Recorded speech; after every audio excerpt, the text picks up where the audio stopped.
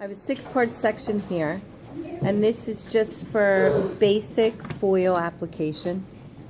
Generally, I would think I like to teach the students to take their first section down in the nape and then clip the rest of this up.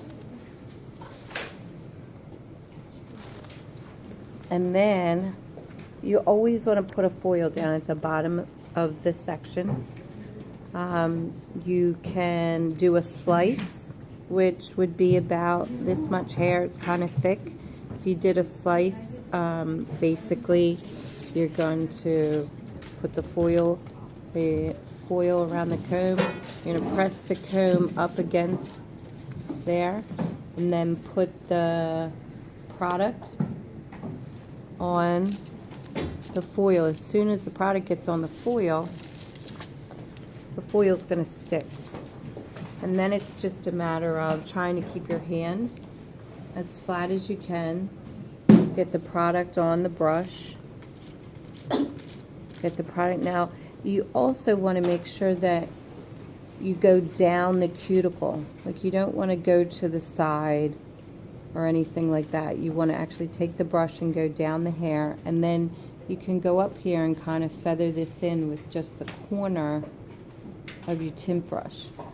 So that's a slice, and then you're going to take the bottom of the foil, take it right up to the edge of the hair. You're going to flatten this out, and you're going to take the comb, put it right at where the edge of the section is. Take this one, edge of the section, and you're going to fold it in. Now, when I go to take my next section, if I was doing the whole head in slices, an average foil, if you were making it lighter all over, I would take about a 1/2 inch in between. So I'm going to take a 1/2 inch. I'm going to keep a 1/2 inch of hair out. Then I'm going to take my 1/8 of an inch. And when you take your 1/8 of an inch, you're going to leave this hair out. Now, I'm going to show you how to do a weave. There's a couple different ways you can do a weave. When we put the weave in, we're only dealing with about 1/8 of an inch of the hair. You want to keep it so that you can kind of see through it. And when I weave, I can weave a micro stitch weave, which is pretty fine. And then I'm going to take my foil, fold the foil around the comb if you want, or I just let the foil do that, and put the product on. As soon as I get the product on, it sticks. Then I'm going to hold it flat, put the product on the brush, and then I'm going to go in here and feather at the root so you don't have that much product. It'll prevent your product from bleeding through. So I take the top of the foil there. I'm going to press the foil down, go to the sides, fold them in. Now, I'm still going to show you one more different type of foil. I'm still going to keep these a 1/2 inch apart because I want an average amount of foil hair to be highlighted. So then I'm going to take my other 1/8 of an inch.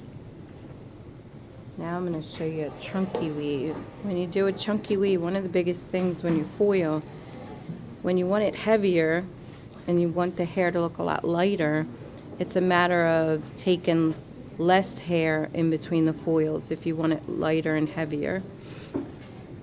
If you want it less light, you're going to obviously take more hair in between the foils. The amount of hair that you put in the foil always stays the same. It's about 1/8 of an inch. You don't want too much hair in the foil because then the product's not going to be able to process. If there's too much hair there, it's not going to process evenly. So now when I do a chunky weave, I'm going to hold this tight and just take my hand and bop up the And I'm just going to take more hair in between the foil. So this isn't actually as fine. You can tell it's a little bit chunkier.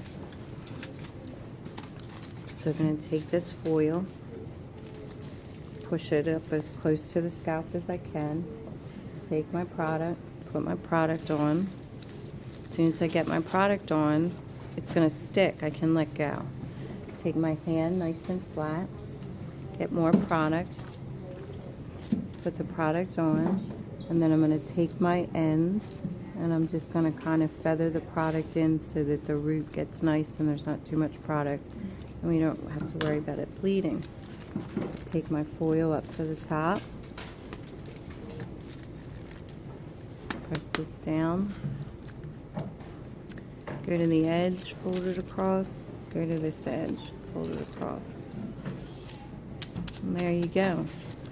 Now you could start at the top and work your way down, but then you're clipping up all the foils as you go. If you start at the bottom, I never had to touch this foil again. Never had to touch this one. I'll never have to touch this one again.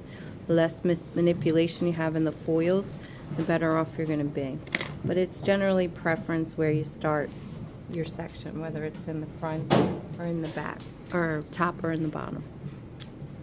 Okay, good luck.